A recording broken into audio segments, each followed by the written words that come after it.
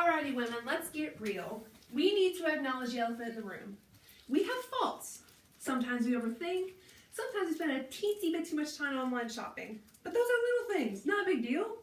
Men, on the other hand, have two really big faults. Everything they say and everything they do.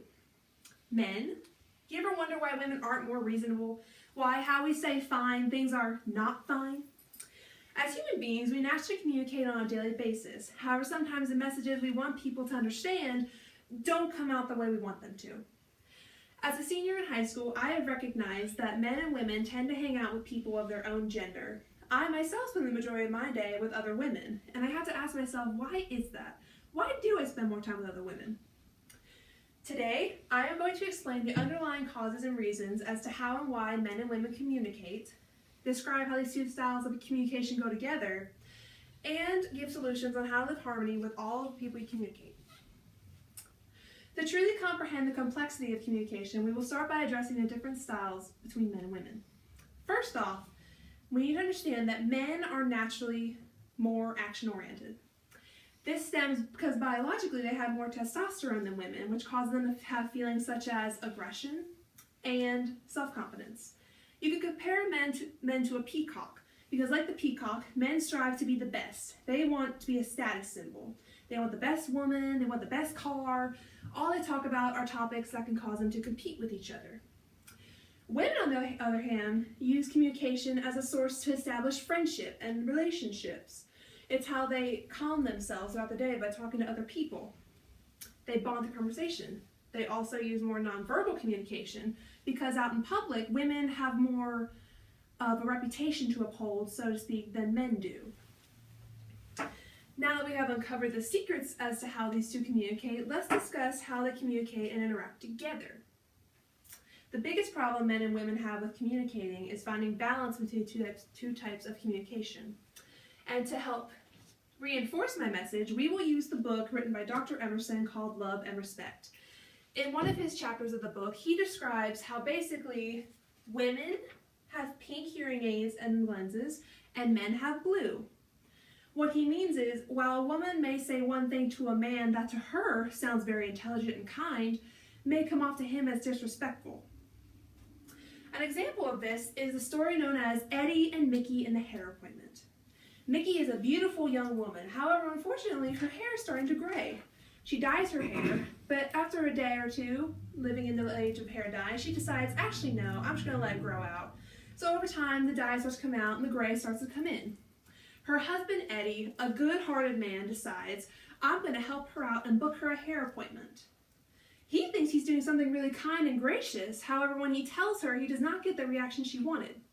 She is disgusted by his behavior and wonders, how could he think I am that ugly? I am beautiful. My hair, there is more to me than my hair.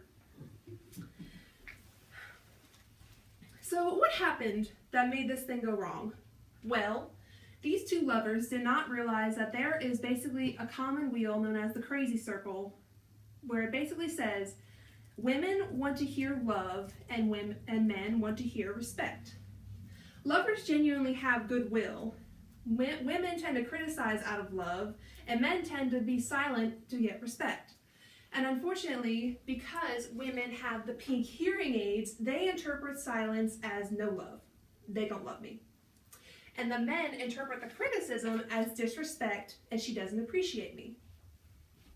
While these problems may seem complicated to overcome, there are ways to better understand and communicate with one another. The first step to be a better communicator is to be aware of your surroundings.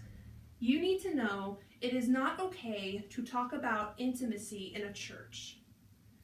It is not okay to talk about religion of Christianity with someone who may be a Muslim. The second step is to not assume interpretation. Just because what you feel may sound intelligent, loving, and good, someone else may see that as disrespectful and rude. The next step is to listen and respond thoughtfully.